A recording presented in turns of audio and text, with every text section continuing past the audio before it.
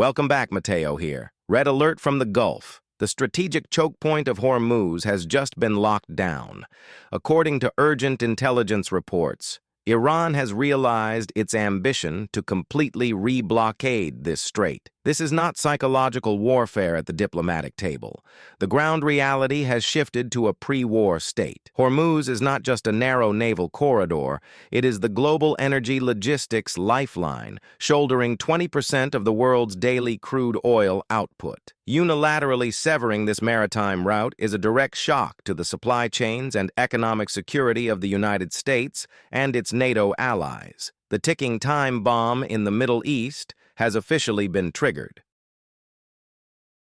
According to the Washington Post, the Islamic Revolutionary Guard Corps Navy, or IRGCN, has trampled on basic rules of engagement, known as ROE.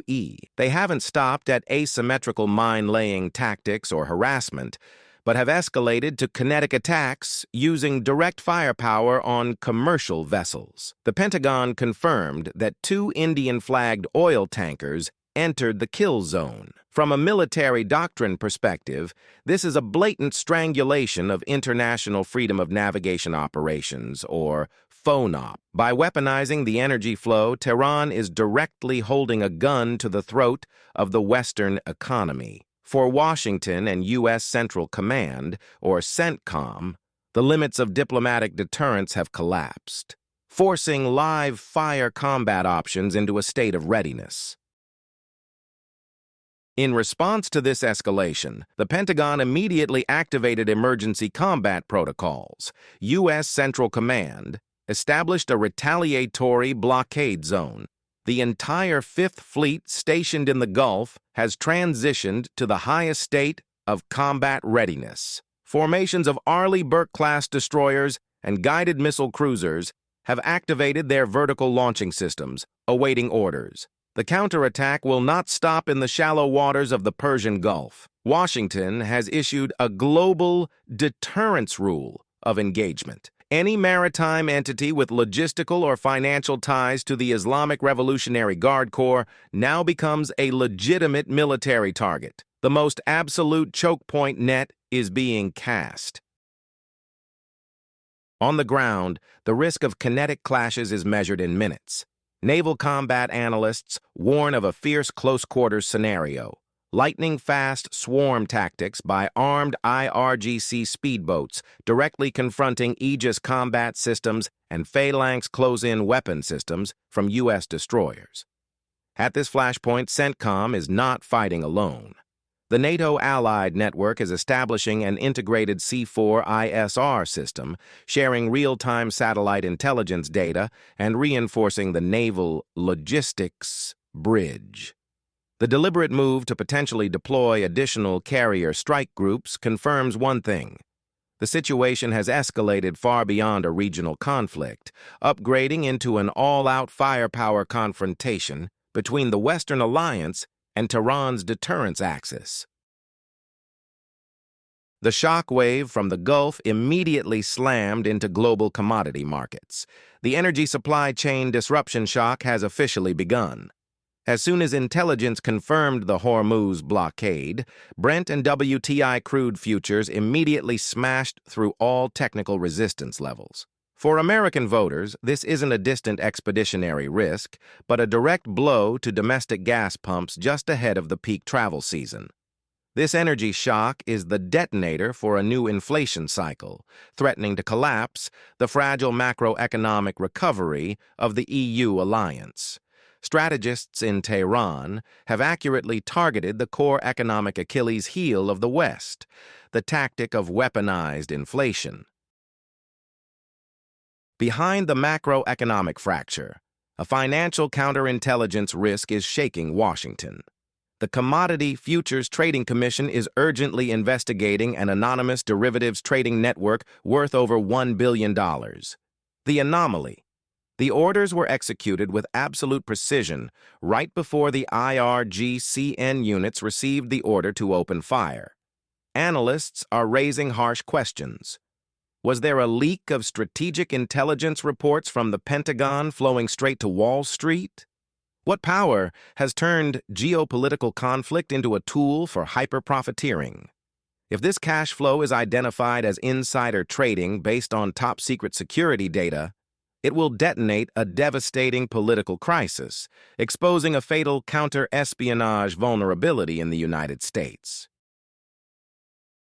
While Tomahawk cruise missile complexes in the Gulf are loading target coordinates, an unexpected strategic directive was issued from the Oval Office. Contrary to the scenario of a preemptive strike campaign destroying enemy infrastructure, the president delivered a highly calculated de-escalation message, stating the conflict is very close to an end. This is textbook diplomatic brinkmanship. Through the doctrine of coercive diplomacy, Washington maintains a state of maximum military deterrence at sea while simultaneously activating a backchannel. The U.S. National Security Council is actively striving to avoid getting bogged down in an asymmetrical war of attrition in the Middle East, yet still preserving a life-or-death deterrence pressure on the supreme leadership in Tehran. That backchannel leads straight to Islamabad. The Western intelligence community is focusing on the Pakistani capital, where a security negotiation framework is urgently being established. Choosing Islamabad as a mediating corridor is no coincidence. With its core geopolitical position and an intelligence network maintaining connections with both Washington and Tehran, Pakistan is the only linchpin with enough diplomatic weight to drag the warring parties to the negotiation table.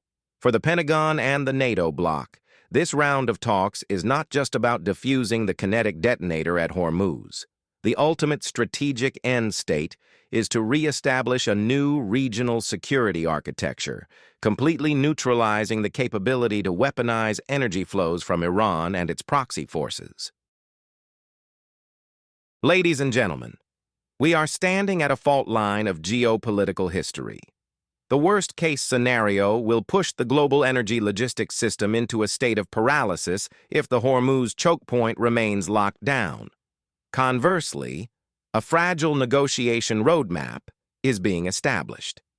But through the lens of ground reality, we must discard illusions. Does the leadership in Tehran truly want a diplomatic exit? Or is the Islamabad chess match merely a deception operation?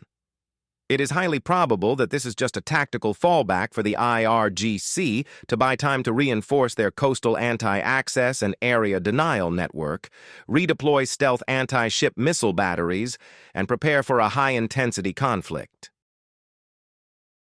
Control of this vital choke point will be decided by deterrence firepower and intelligence maneuvers. From an operational perspective, what is your assessment?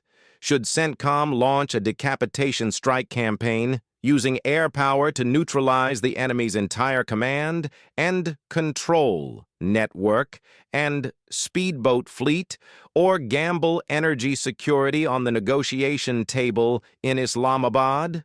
Leave your strategic assessment in the comments below. I am Mateo. Our information warfare team will remain on constant standby, closely tracking force displacement movements to bring you the earliest intelligence reports. Hit like, subscribe to the channel, and turn on notifications so you don't miss out. Goodbye, and see you on the next front line.